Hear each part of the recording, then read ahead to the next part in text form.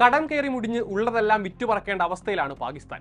ബാധ്യതകൾ തീർക്കാൻ ദേശീയ വിമാന കമ്പനിയായ പാകിസ്ഥാൻ ഇന്റർനാഷണൽ എയർലൈൻസ് ലേലം ചെയ്യാൻ ഒരുങ്ങുകയാണ്. അവർ വാങ്ങുന്നത് അസിം മുനീറിന്റെ കമ്പനി ആയിരിക്കുമെന്നും റിപ്പോർട്ടുകൾ പുറത്തു വരുന്നുണ്ട്. കൂടുതൽ വിവരങ്ങൾ അറിയാം. സ്വാഗതം ഇൻഡെപ്തിലേക്ക്.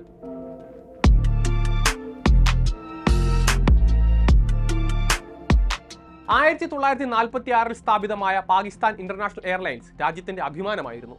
ഒരു കാലത്ത് ഏഷ്യയിലെ മികച്ച വിമാന കമ്പനികളിൽ ഒന്ന്.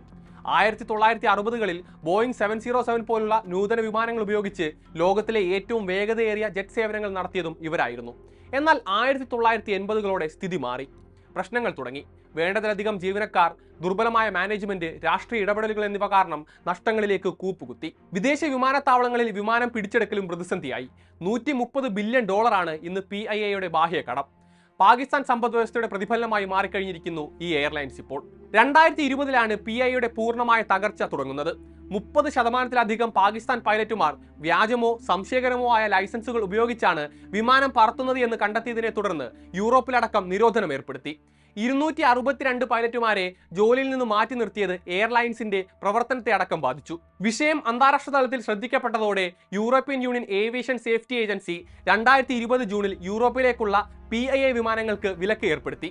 വരുമാനം കൂടുതലുള്ള റൂട്ടുകൾ നഷ്ടപ്പെട്ടതോടെ എയർലൈൻസിന് ശതകോടികളാണ് നഷ്ടം വന്നത്. സുരക്ഷാ കാരണങ്ങൾ ചൂണ്ടിക്കാട്ടി അമേരിക്കയും UK കൂടി വിലക്കേർപ്പെടുത്തിയതോടെ നഷ്ടം ഇരട്ടിച്ചു. കഴിഞ്ഞ വർഷം നടന്ന ആദ്യ ലേലം പരാജയപ്പെട്ടിരുന്നു. ഓഹരികൾക്ക് പ്രതീക്ഷിച്ചത്ര വില ലഭിക്കാത്തതിനാൽ സർക്കാർ ഇത് റദ്ദാക്കുകയായിരുന്നു. ഒരേയൊരു ബിഡർ മാത്രമാണ് എത്തിയത്.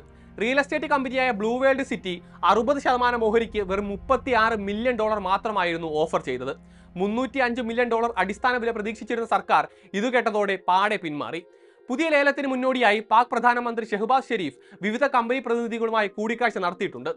2 പതിറ്റാണ്ടിനിടയിലെ പാകിസ്ഥാന്റെ ആദ്യത്തെ വലിയ സ്വകാര്യവൽക്കരണ ശ്രമമാണ് പാകിസ്ഥാൻ ഇന്റർനാഷണൽ എയർലൈൻസിന്റെ ലേലം. നഷ്ടത്തിലുള്ള സർക്കാർ സ്ഥാപനങ്ങൾ പരിഷ്കരിക്കുകയോ വിൽക്കുകയോ ചെയ്യണമെന്നാണ് IMF വായ്പാ പദ്ധതി. സ്വകാര്യവൽക്കരണത്തോടെ പാകിസ്ഥാൻ എയർലൈൻസിന്റെ നഷ്ടപ്പെട്ട അന്തസ്സ് പുനഃസ്ഥാപിക്കാനാകുമെന്നാണ് ഷെഹ്ബാസ് ഷെരീഫ് പറയുന്നത്. കമ്പനിയുടെ മുഴുവൻ കടബാധ്യതയും ഒതുക്കിയ ശേഷമാണ് പുതിയ ലേലമെന്നതും ശ്രദ്ധേയമാണ്.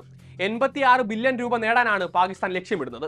വരുമാനത്തിന്റെ 15% സർക്കാരിനും 85% കമ്പനിക്കും ലഭിക്കുമെന്നാണ് പ്രൈവറ്റൈസേഷൻ മന്ത്രി മുഹമ്മദ് അലി അറിയിക്കുന്നത്. 4 കമ്പനികളാണ് ലേലത്തിൽ പങ്കെടുക്കാൻ യോഗ്യത നേടിയിട്ടുള്ളത്. ഇതിൽ Fauji fertiliser company limited Pak സൈനിക നിയന്ത്രണത്തിലുള്ള ഫൗജി ഫൗണ്ടേഷന്റെ ഭാഗമാണ്. ഫീൽഡ് മാർഷൽ അസിം മുനീറിന് ഫൗജി ഫൗണ്ടേഷന്റെ സെൻട്രൽ ബോർഡ് ഓഫ് ഡയറക്ടേഴ്സിൽ നേരിട്ടുള്ള സ്ഥാനമില്ല എങ്കിലും നിയമന അധികാരങ്ങളുണ്ട്. അതിലൂടെ ഈ ബിസിനസ് സാമ്രാജ്യം പൂർണ്ണമായും ഇപ്പോൾ സൈന്യത്തിന്റെ നിയന്ത്രണത്തിലുമാണ്.